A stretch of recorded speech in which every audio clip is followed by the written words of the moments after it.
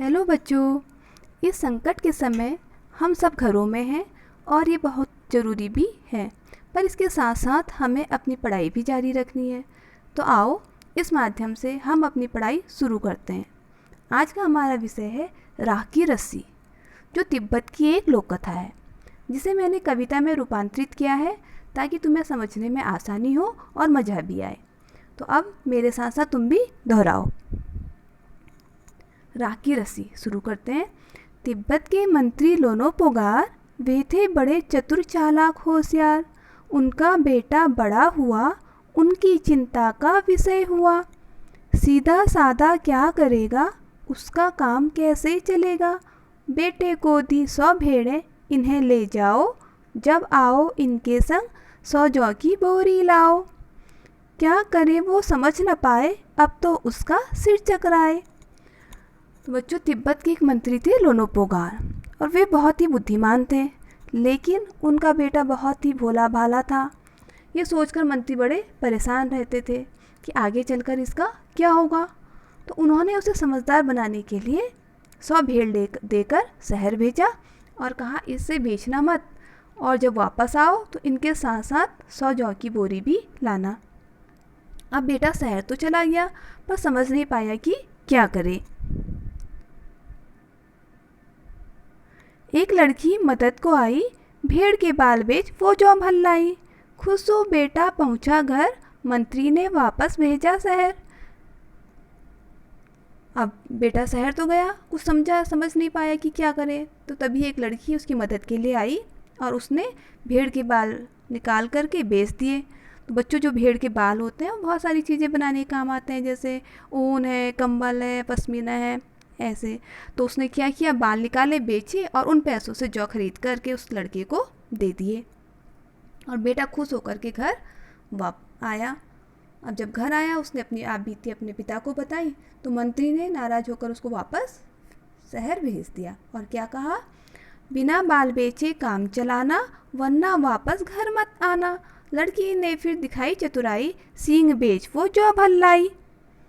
अब बेटे को शहर भेजा और क्या कहा कि इसके बाल मत बेचना और आते समय फिर से जौ लेकर आना। अब वो लड़की तो चतुर चालाक थी, फिर आई वो और उसने इस बार क्या किया, भेड़ की सींग बेच दी। तो जो सींग होती है बच्चों, वो भी बहुत काम की होती है। उससे बहुत, जैसे चूड़ी है, बहुत सा कॉस्मेटिक सामान बनता है, सजावट का सामान बनता है।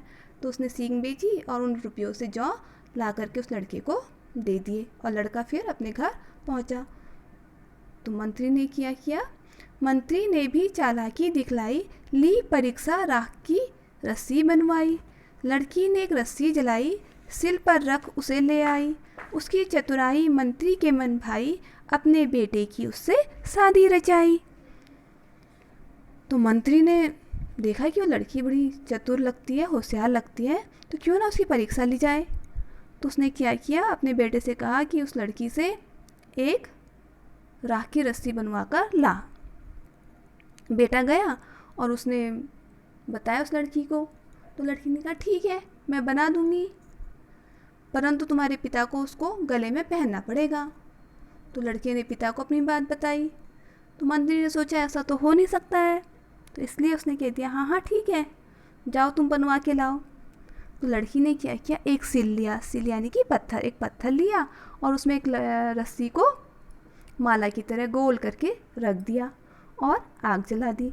अब जैसे जैसे रस्सी जलती जाती, वहाँ पर उसकी राख इकट्ठा होते जाती और उस सिल को लेकर, यानी उस पत्थर को लेकर वो मंत्री के पास आई और उसने कहा ये लो।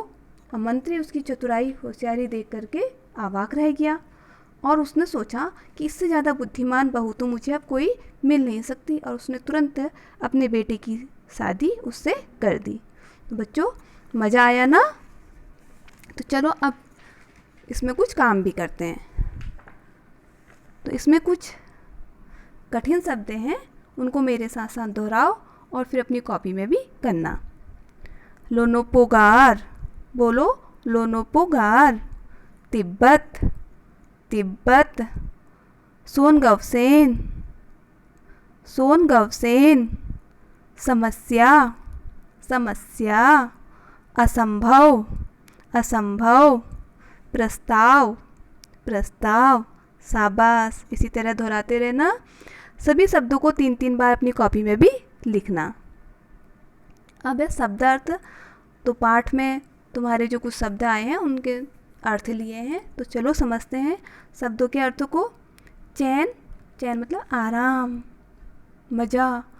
चिंता, मंत्री को बहुत चिंता होती थी ना अपने बेटे की, यानी कि वो बहुत परेशान रहता था। भोला, सीधा साधा। हल, समाधान। आप बीती, अपने साथ घटी घटना। निराश यानी कि उदास। मुश्किल, मुश्किल यानी कठिनाई। वक्त यानी समय। सिल, तुम्हें बताया था ना, सिल मीन्स पत्थर। मशहूर यानी कि प्रसिद्ध। Very good. सभी बच्चे अपने कॉपी में इसको साफ अच्छी राइटिंग में लिखेंगे। तो अब आगे भी जो किताब में काम है उसे भी करेंगे। तो जैसे बच्चों तुम जानते हो कि किसी के भी नाम को, चाहे वो व्यक्ति हो, स्थान हो, वस्तु हो, किसी का भी नाम हो, उसे हम क्या कहते हैं? संज्ञा कहते हैं। तो जैसे जौ और गेहूँ क्या है? ये अनाज होते हैं। तो जौ, गेहूँ क्या है? अनाज होते हैं। और ये तीनों शब्द संज्ञा हैं। गेहूँ और जौ अलग अलग किस्म के अनाज हैं, तो इसलिए ये दोनों क्या हो गई? व्यक्तिवाचक संज्ञा हो गई। और अनाज जो है वो एक जातिवाचक संज्ञा। जैसे कुत्ता, बिल्ली, शेर, हाथी, ये क्या है? जानवरों के नाम हैं। तो इनके जो अलग अलग नाम है वो व्यक्तिवाचक संज्ञा हो गई। और जैसे कुत्ता, बिल्ली और जानवर, ये एक जातिवाचक संज्ञा हो गई, जो हमें पूरी जाति का बोध कराती है। तो अब ये संज्ञा, इसकी बाकी डिटेल जो है हम अगले वीडियो में समझेंगे। इस समय हम इसी की बात करते हैं। तो हम समझ गए कि जातिवाचक संज्ञा और व्यक्तिवाचक संज्ञा। तो यहाँ पर मैंने कुछ संज्ञा शब्द लिखे हैं, उसको तुमने 2 अलग अलग हिस्सों में बांटना है, यानी कि जातिवाचक और व्यक्तिवाचक। जैसे राम, दिल्ली, देश, शहर, हिंदी, भाषा, जापान, नदी, धान, लड़का, गंगा, अनाज, ये जातिवाचक और व्यक्तिवाचक संज्ञा। अब इसको तुमने अलग अलग करके लिखना है। समझ गए? ठीक। जैसे देखो, राम ये व्यक्तिवाचक संज्ञा हो गई, लड़का जातिवाचक संज्ञा हो गई, दिल्ली व्यक्तिवाचक हो गई क्योंकि एक, और शहर जातिवाचक। दिल्ली क्या है? एक शहर का नाम है, और शहर में तो ऐसे कितने नाम हो सकते हैं, तो एक जाति को बता रहा है, तो ये जातिवाचक हो गई और दिल्ली व्यक्तिवाचक। अब बाकी सबको तुम अपने आप करोगे। ठीक है। अब हमने इसमें बात करी थी कहाँ की लोक कथा है? तिब्बत की। तो तिब्बत, तो थोड़ा बहुत हमें तिब्बत के बारे में भी जानना चाहिए। देखो, इसमें लगे चित्रों के माध्यम से भी तुम समझ सकते हो कि तिब्बत एक खूबसूरत देश है। अभी तुमने आगे भी चित्र देखे होंगे, और ये भी देखो, वहाँ की वेशभूषा भी पहचान सकते हो, जैसे उन्होंने पहनी है, और कितना खूबसूरत लग रहा है ना? तो इसको मैंने लिखा भी है, इसको तुम बार पढ़ना भी और समझना भी, और थोड़ा मैं पढ़ के बताती हूँ। तो राख की रस्सी का संबंध तिब्बत से है। तिब्बत हमारा पड़ोसी देश है। बहुत ऊंचे पठार पर स्थित होने के कारण इसे दुनिया की छत भी कहा जाता है। यहाँ बहुत ठंड पड़ती है।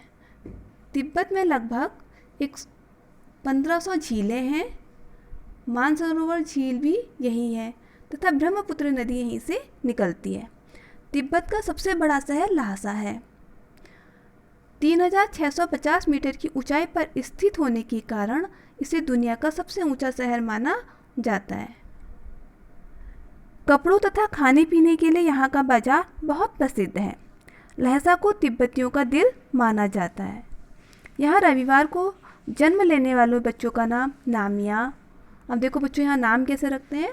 जो रविवार को जन्म लेते हैं अधिकतर बच्चे, उनका नाम नामिया। जो सोमवार को जन्म लेते हैं उनका नाम डावा।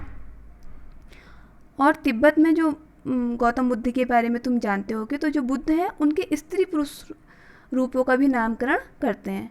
खासकर दोलमा नाम जो है यहाँ बहुत मिलता है। ये बुद्ध के स्त्री रूप तारा का ही एक तिब्बती नाम है।